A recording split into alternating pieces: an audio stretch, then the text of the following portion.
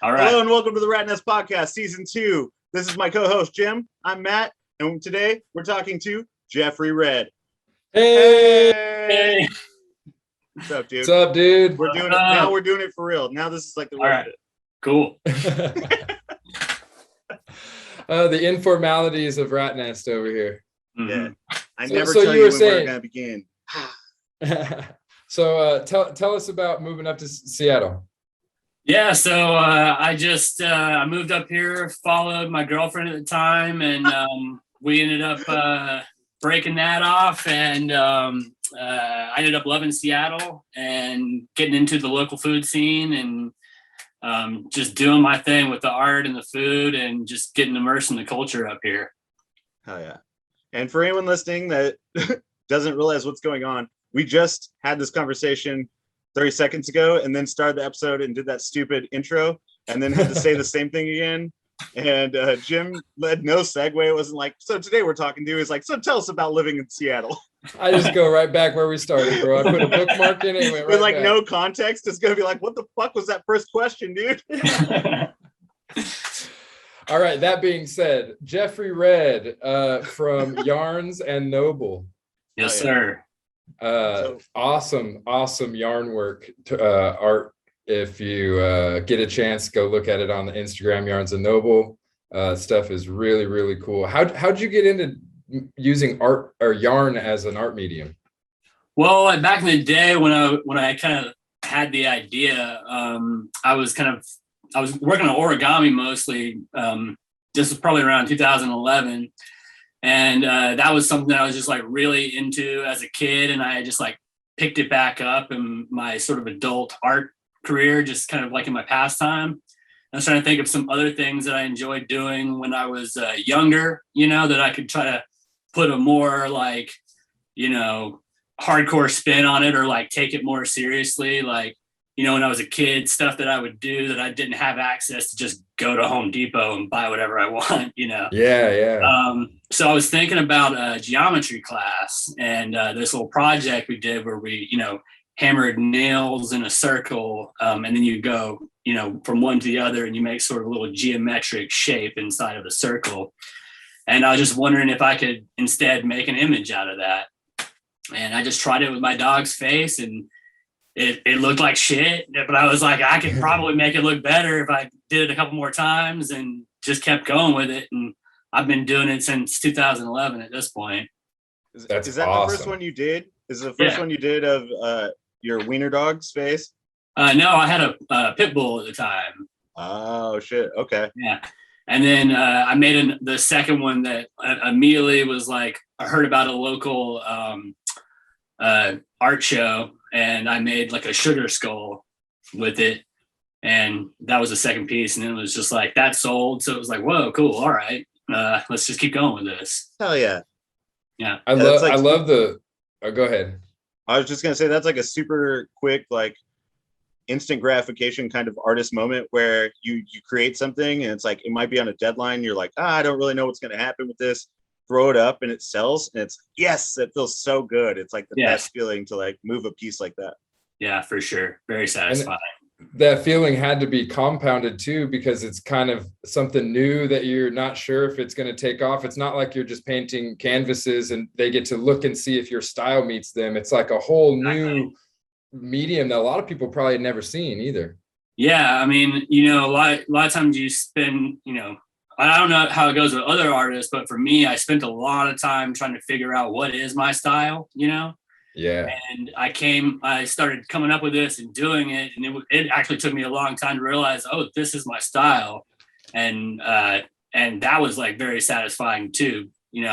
Selling a piece, definitely you're like, maybe I should work on this a little bit more, So Yeah. I was kind of like heading towards it, and I felt the first tinges of being like, oh crap, I have a style now. This is cool. I'm Right. an artist, Yeah. It gives you a little bit of direction. Like when you you do something like that. And then also if you're experimenting with different styles, you're like, obviously like this one's better or like more appealing, whether you like it or not. It's like, maybe I sell more of these kind of pieces. Sure. Were you doing like paintings and drawings and stuff before that? Or like, what was your introduction to like the art world? Yeah, mostly paintings. Yeah, I mean, it's more like a medium than it is a style, like trying to navigate around the medium and then figure out my own style. But like my style sort of developed from working with the medium. I realized that like in the beginning when I would have like drawings that I used to do or paintings that I used to do, and I'd be like, oh, this is an okay painting. And then I started like learning this new medium and being excited about the medium, I'd be like, ooh, I want to try this painting instead as Yarns and Noble instead, you know what I mean? And then it might be worth something to people instead of this painting that I do. But then I realized that I could only do certain things, so I would have to dumb down my style a little bit with less detail so I could actually do it with the yarn. And that's where my style started to develop more of like a cartoonish sort of style. Whereas like originally when I tried to do my paintings, I would try to go as close to realism as I could. But, switching over to this actually gave me like it just breeded all new creativity. It's just like, oh, I don't have to try my hardest to make it so real looking. I can just, Yeah, it's like the opposite of what you'd been maybe taught to like work on. It's like, all right, we got to make this look better. You got to make it look more detailed. It's like, maybe make it look less detailed, but like the impression is there. Yeah. And I don't know, the style like is crazy because there's yarn art. I've seen yarn art. I've seen people do, a lot of fabric interlaced art, but not quite the way you do it. And I'm sure there's artists that I'm leaving out, but your shit, when I saw it 10 years ago, I was like, damn, dude, this is crazy. Like it's craftsmanship meets, like an artistic eye. So it's like it's two worlds, and like they collide a lot, especially street art and stuff where you're cutting out plywood and jigsawing and doing all this stuff. It makes sense, like carpentry and painting goes together, but the way you do it, it just kind of has its own feel even beyond that. Thank you so much for saying that. I like when I first started doing it, I literally thought I invented it. Like I'd never seen it before, never heard of it, and just started working from there. And have since seen it all over the internet in different ways, shapes, or form. But I just in mind, I'm just like, maybe it's just because I've been doing it longer than everyone else. Sometimes I think that, but I hate to toot my own horn, but I'm just like, yeah, man, my shit's way better than these guys. Yeah. Hey, toot away, bro. It is. It's super good. It's super awesome. Yeah. I find it super interesting that you weren't aware of it before, because the first time I saw it, it was immediately reminiscent of like art that I saw in my grandmother's house and her friends, from the 60s and 70s that they stitched together or put up. And most of the time it was a macrame or like a stitched thing on the wall that said happy home, happy house, or, all that kind of stuff. But like needlework. Right, needlework, yeah. But you kind of brought it from this classic or like old folk style, to say the least, to like a more modern street art, and are doing like it in a way that is far more modern, and I love it. The reminiscent feel of it, but also the modern vibe that it has is like a perfect clash. Thank you. Like since then I have definitely like people just send it to me on, my Instagram all the time, like these stuff they'll see in a old antique store or something, and I'm just like, whoa, that's so awesome. And it all takes all different sorts of styles too. I've seen it done with wire. I've seen it done with like all sorts of different, just straight string. I follow the one person that I do in particular, I think it's art.niki. She just goes back. She has just a circle and she just goes back and forth, and where the string interconnects, more concentrated, makes colors, and so she'll just put faces that way. And to me, that's truly incredible. I have no idea how she does it. But yeah, there's all sorts of versions of it out there. It's just how you attack it with your own style. Well, and I have to imagine that it takes a lot of like pre-picturing in your head, like being able to kind of have it mapped out mentally first, because not only do you have to know the photo that you're trying or the picture you're trying to create, you have to figure out where the nails go, how far to nail them in, right? Like there's a lot more that goes into it, probably mathematically and design wise, than is really meets the eye when you see the finished product. Yeah, I spend a lot of time just staring at especially when the nails are in. Yeah, after the nails are in, I stare at it forever, just going like, whoa, where do I start? You know, like, especially my bigger pieces. And it's like, where do I start? I have no idea. And then you just have to just start going and mess up. And, you know, a lot of people, I always just post my finished piece, you know, but sometimes like I will get almost completely done and then be like, that I just was thinking about it different. I don't know why I was thinking about it different. I got to take all of this off. And oh man, like, so actually this piece right here is one of my first pieces. I started doing it. If you can see, it's like a snake wrapped around a big like building, like a high rise. Yeah. Yeah. I started doing it and I got through all the windows and I did them yellow with a white streak. And after I did all of them up the entire building, I go, I don't know. I think people are going to want to look at it like it's in the daytime. I don't want the yellow, you know, because the snake's like lit, like it's bright, like it's daytime, you know. Right. So I think I should rip all that off and do light blue instead. And so I rip all of it off and then just start all over and do light blue with a white streak instead, you know.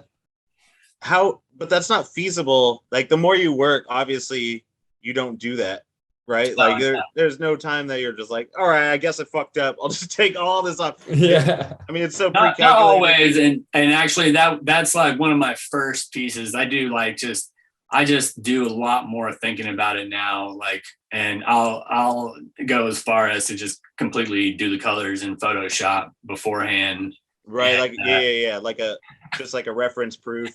Yeah, I have I got these like yarn connections. They're all old ladies, but you know, they love me.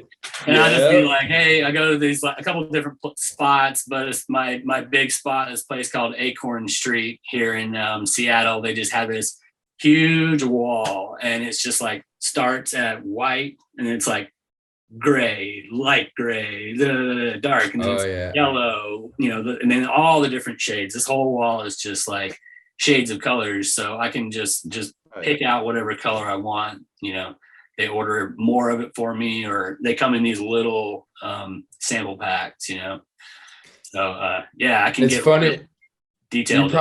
You probably get the same excitement going and looking at that yarn wall as most like graph heads go looking at the paint wall, the can wall, you know. Oh man, you get to see that vibrant color shift all the way down the wall and just imagine what you're gonna do. That's great, man. And it's funny that it's happening around 80-year-old women. Yeah, for sure. They love me. They're just like, oh Jeff, what are you working on now? You know, and like they'll show me their little, because they have like a table in the middle of the room where they sit and they knit, you know, and like show me their sweaters and stuff. That's so great. Yeah.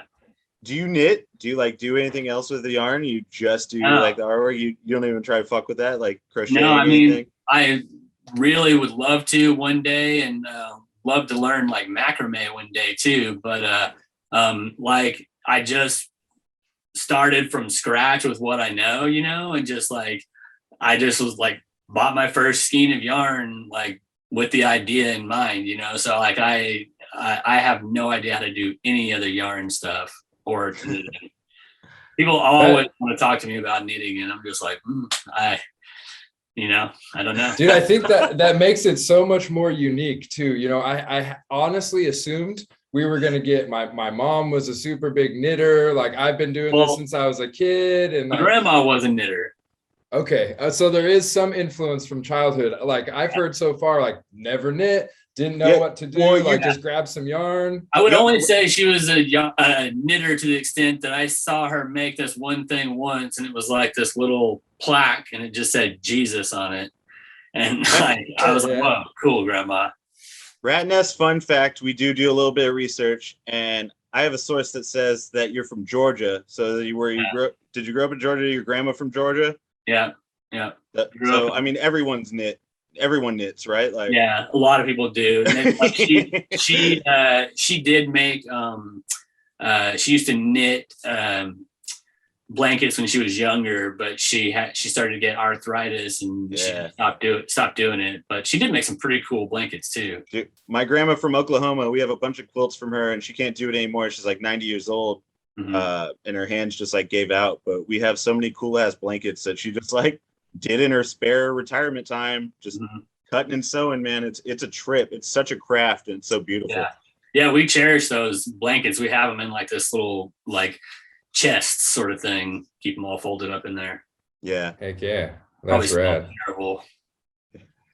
Hey, going back to like your process of the art and creating the visualization from just strings, can you kind of walk me through what it takes to place those nails and like to be able to figure out where you're going to need them and how that whole kind of process plays out? Well, so that is like part of the magic. That's like part of my secret process. So I don't really tell people how I do that.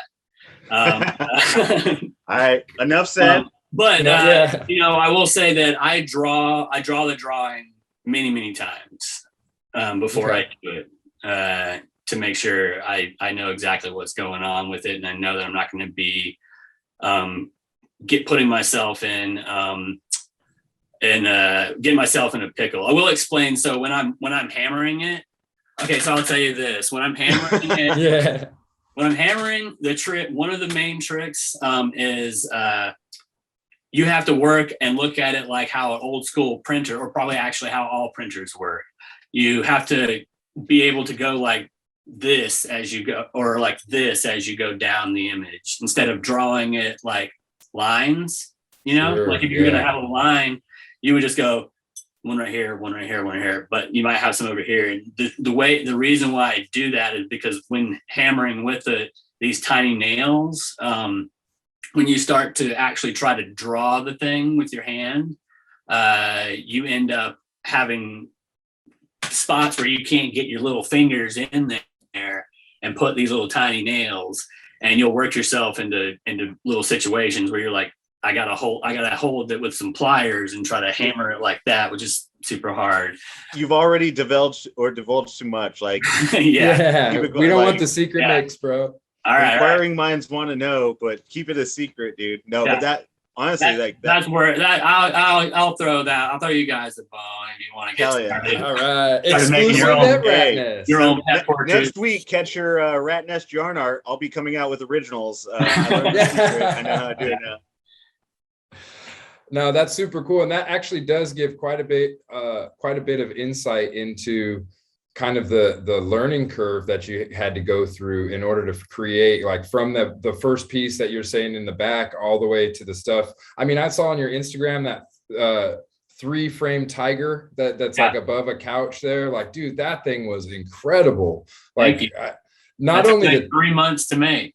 I was gonna say, not only the time that had to go into it, but being able to like, well, I know if you mess up, you got to de-string it and restring it, and like, dude, the time and effort that went into that just it shows when you look at it.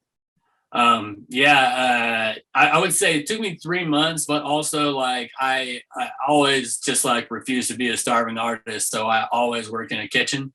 So I'm logging 40 plus hours a week, and then putting in like 2 to 3 to 4 hours in the evenings on the week. Trying to have a social life in the mix of that too,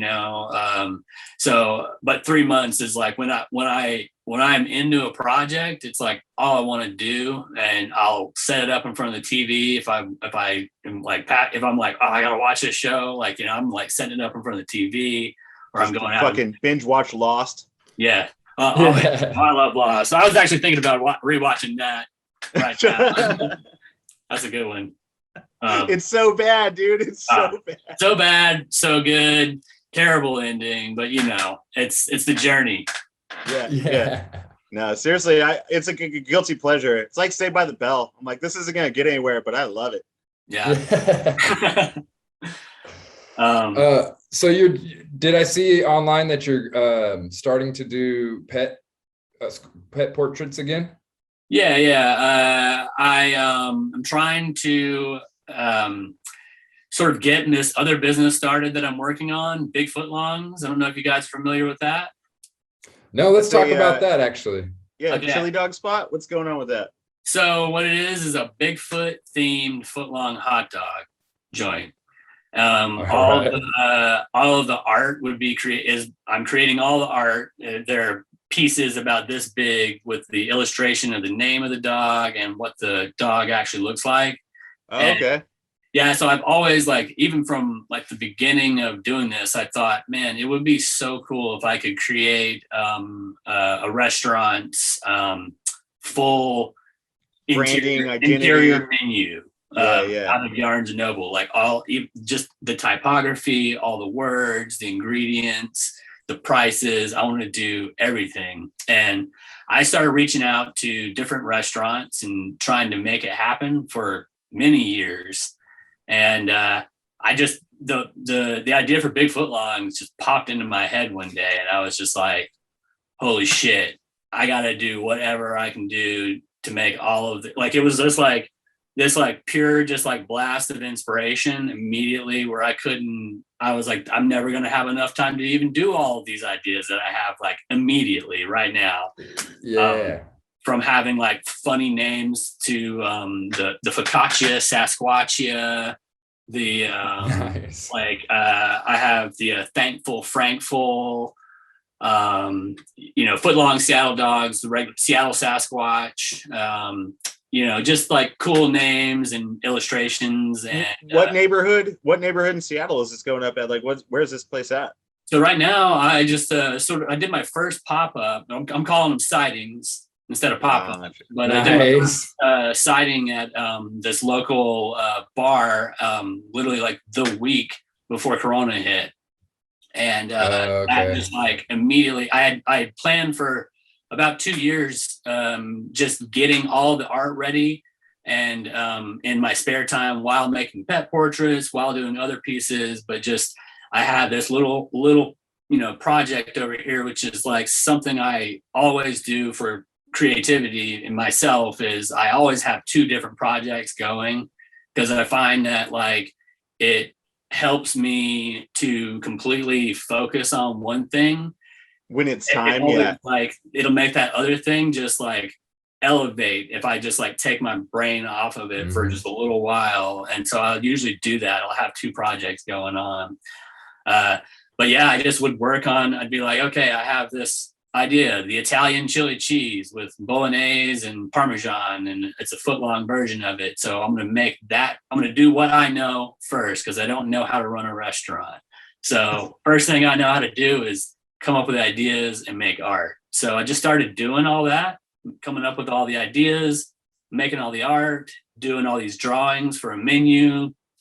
And and I took a job at a restaurant baking bread and learning how to make bread so I can make my own footlong buns, learning how to stuff hot dogs. I want to have special ice cream for it. So I had this idea for this ice cream called Cherry and the Hendersons. Yes. That was my first idea. And I was like, shit, I got to learn how to make ice cream. So I took a job after that at one of the biggest local ice cream spots called Frankie and Joe's here in Seattle, and have been working there for about 1.5 years, learning the complete ins and outs of professionally making ice cream. So I have Bigfoot and Yeti tracks, Cherry and the Hendersons, the Yuletide Yeti.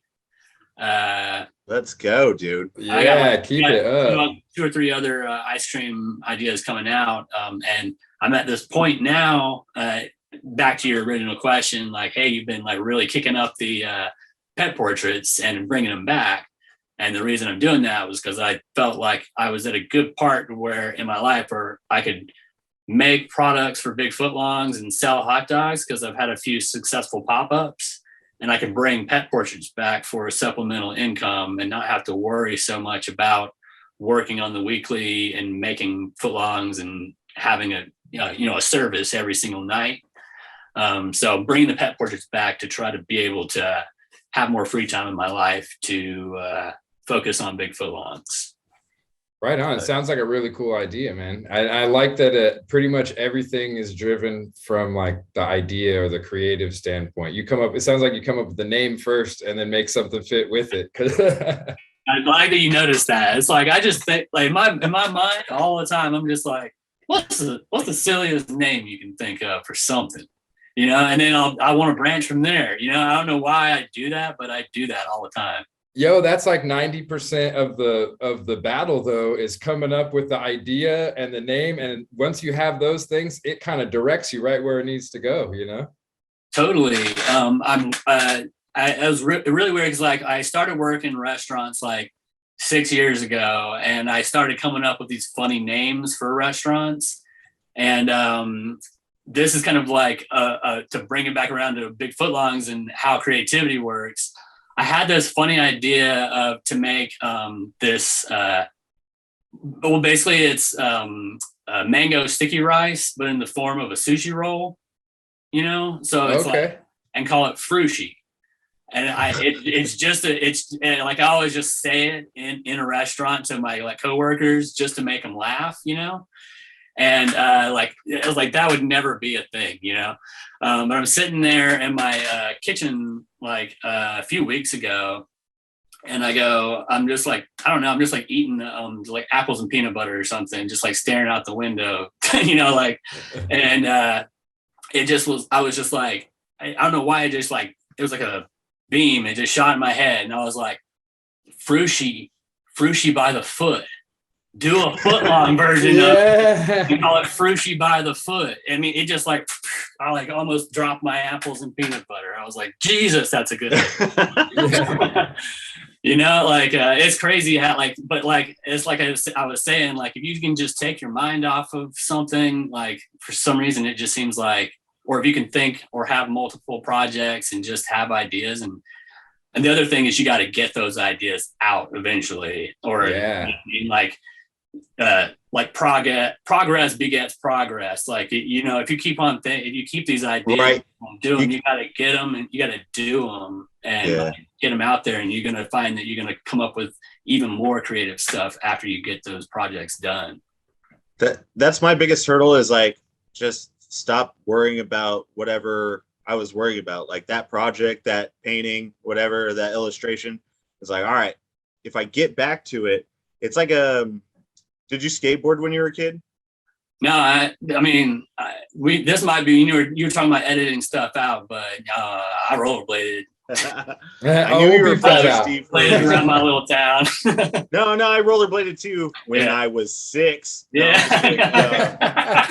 I stepped on a skateboard and was like, okay, then I didn't fall, and it was like boom, and then just like hit both my elbows, and was like, nah, man, I'm gonna go rolling around on these rollerblades. I don't know. I should have stuck with it. No, the connection I was trying to make is that, like, stuff that seems hard, like you're learning a skill, you're learning something. It could be with like cooking. It could be really with any skill you dedicate time to, martial arts, anything. Something might seem really crazy. You might not be able to get your feet to do what you want or your hands to do what you want.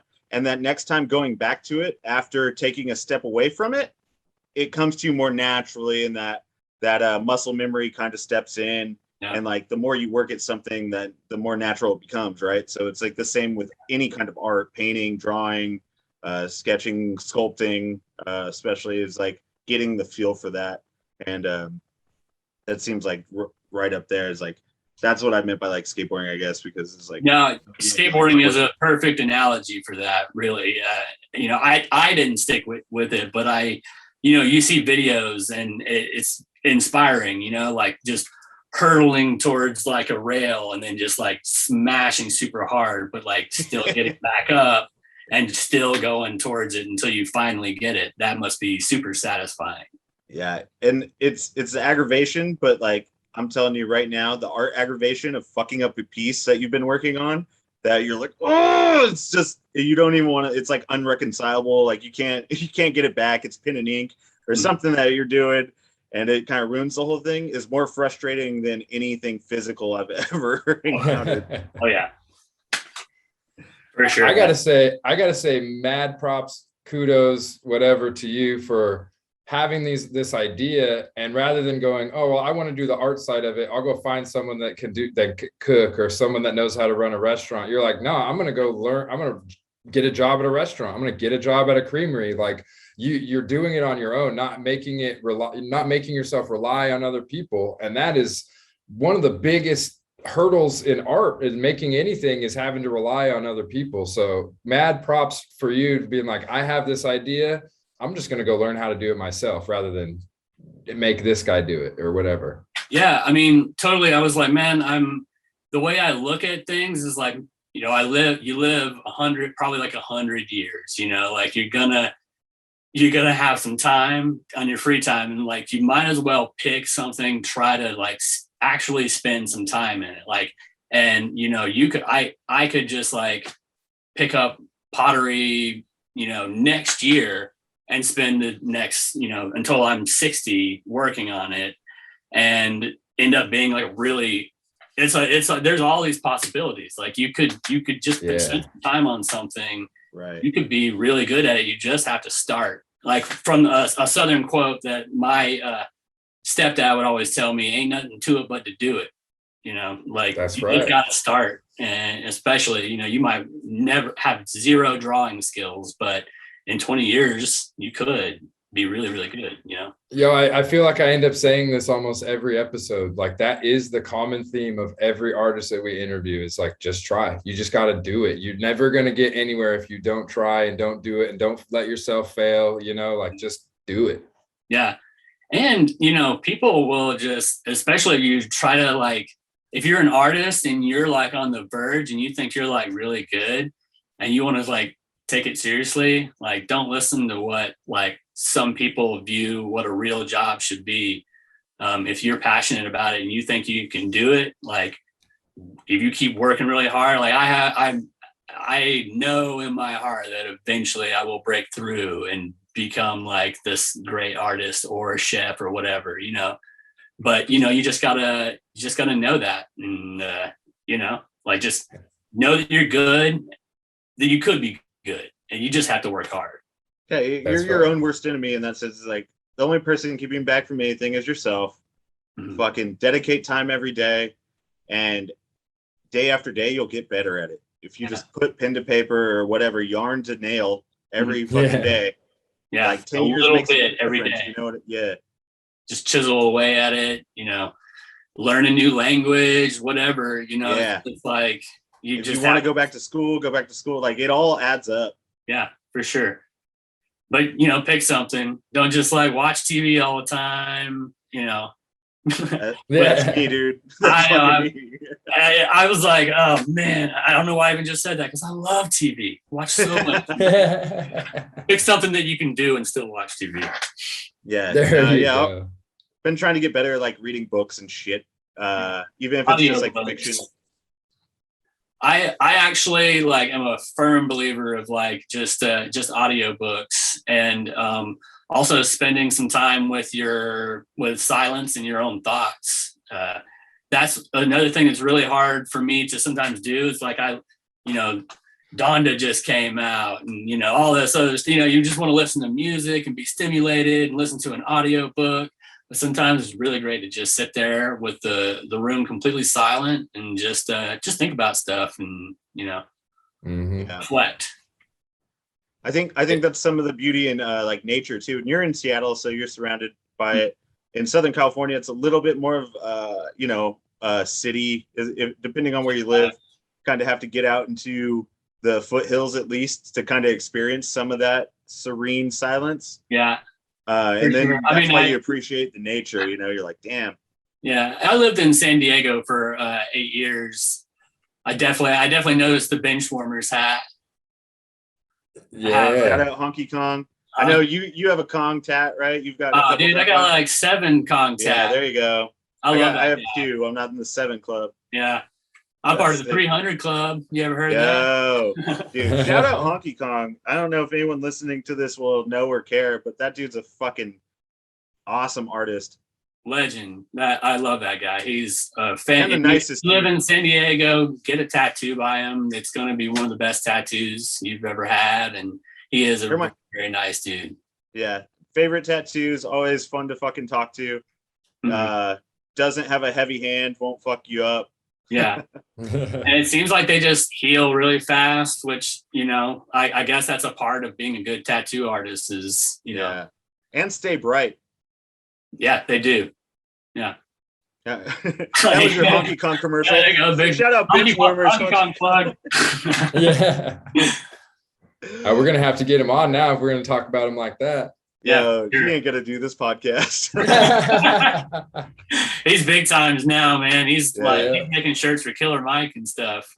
Yeah, I think he's But booked through like the new year. he is a sweetheart and a San Diego hometown dude, so maybe he will do it. Yeah, hey, maybe. Yeah. He's always nice.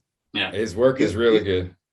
He's thrown in on a couple of like the art shows I did for City of Hope down in San Diego at like different bars. Like he's always down to do shit. So I mean maybe. Yeah. We'll see. Cool. Back to Going you. back to you, Jeff. No, dude. We're getting to the end of this. Where can people check out your shit? Where are you going from here? What are your plans? When is fucking Bigfoot Longs dropping? What's happening? Yeah, definitely. Most of my like most recent photographs that I post of my work is on Instagram, at Bigfoot Longs, at Yarns and Noble. Follow me on there. Get on the mailing list on www.bigfootlongs.com. I didn't even mention I'm on there. I learned how to screen print and do tie-dye and do all of my own t-shirts and merch too. I totally forgot about that. Like I literally learned how to do the emulsion, the photo negative, everything. And Did you buy just like a little one color screen? What'd you get? Just one color, Yeah, and just hanging out in my my closet. Hell yeah. Not this one. This one's too small, but I have another closet that's like You got more the red light and everything, so you can develop the screens and emulse them and stuff. Yeah.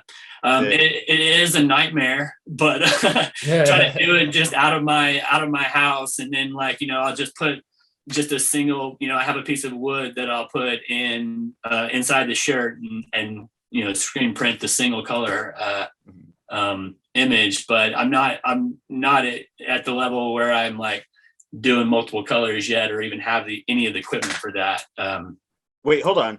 So you have a screen clamp that clamps onto like a table. You don't have like the wood part that would attach to it? Nothing. It's not a station. It's just one screen. Yeah, dude, this is guerrilla marketing. Like it is just a screen that I press against a piece of wood with a shirt in between it. Like, that's it's like, it's, and, and the shirts are getting better, but the next level, obviously when, I have like everything in like sort of triaged in a timeline of how I need to do things. And it's just like, right now I also have all of my ice cream is being made hand cranked. I have this old Amish local made in you do salt and ice. Salt and ice, and it was the largest ice cream maker I could get for the price. And yeah, it's a 4-quart hand crank. And so the next step obviously is to go to like a 8-quart real machine, so, but yeah, it's a work in progress, and I'm developing all my recipes currently as well too. So I just look for me in Seattle, random pop-ups. I always email the mailing list, so that's the best way to figure out where the next Bigfoot Long sighting is. Awesome, dude. Cool. Jeff Red, a true jack of all trades here, man. Ice cream maker, restaurateur, screen printer, yarn connoisseur. He's just doing it all, man. I love it. Yeah, I just love like learning new art forms and just trying them. It sounds like it, man, and it shows, man. That's awesome. Best of luck in everything that you do going forward. Keep up the amazing work, and we'll be in touch again soon, I'm sure. Thank you, sir. Thank you. Yeah, dude. It was nice meeting you guys. You too, man. Very nice meeting you, man. Like I said, I think we might have hung out once or twice back in the day, but yeah, for sure. Never had an hour-long conversation. So it was a pleasure talking to you, man. Thank you so much for fucking, giving us a little insight to your world. And I hope it's inspiring to people to listen to this to like do whatever the fuck they want to do as an artist and like make it happen. Hell yeah. Do it on your own. Get the skills, learn it. Take it from Jeff. You can learn it. You got plenty of time in your life. Yes, sir. All right. Awesome, well, dude. Yeah, it was really nice meeting you guys. All right. Yeah, the pleasure was ours, man. Thanks so much. Yeah. I'll talk to you soon.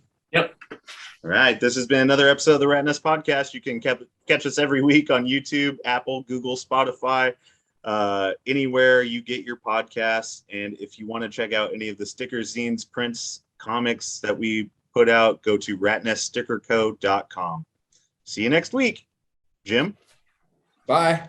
Bye. Later. Later. Good episode, guys. Yeah, dude. Thanks, man. That fucking ruled. Thank you, guys. Yeah. Yeah, I appreciate it, man. I didn't mean to jump into the secret sauce there. No. Landing the nails, but I think that was fucking perfect, man. It gave people a little taste of what it takes, and it really did show that there's a lot going into it, a lot more. Awesome. Yeah, that was nice. I really enjoyed that interview. Cool, man. Well, thanks again. Like I said, we'll be in touch for sure. All right, sounds good. Anything you want us to like include when we put this out? Besides the normal website and all that shit? Yeah, just the links and stuff like that. Okay. Yeah. No shows coming up or anything like that we can plug? No, not right now. I'm currently looking for the next pop-up right now. Okay, cool. Yeah. Well, shit. If we do something this summer in San Diego, I'll hit you up and maybe you can come down or send some pieces and we'll like do something together. That sounds great. Cool, man. And at the very least too, when you get Bigfoot Longs up and running, make sure you tag Rat Nest in it, and we can help promote on Instagram or share the stories and stuff like that at the very least. Right. Even if it's just getting followers or like trying to create some hype or whatever. And obviously same goes for Yarns and Noble too, not just the hot dogs, but keep us involved in what you're doing and we'll help out however we can.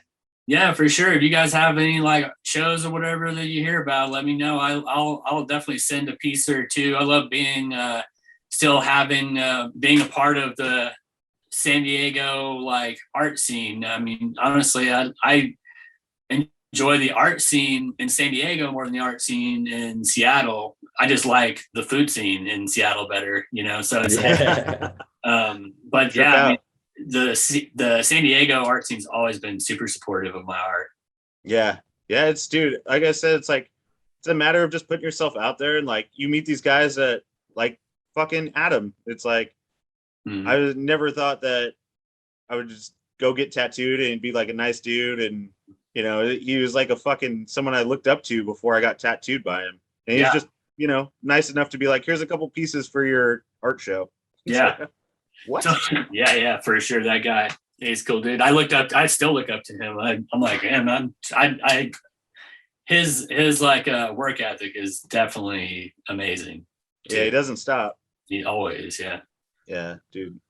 But thank you so much, dude. I'll let you go. Yeah. Have a good afternoon, man. Thanks again. Nice meeting you. Nice meeting you too. Later, brother.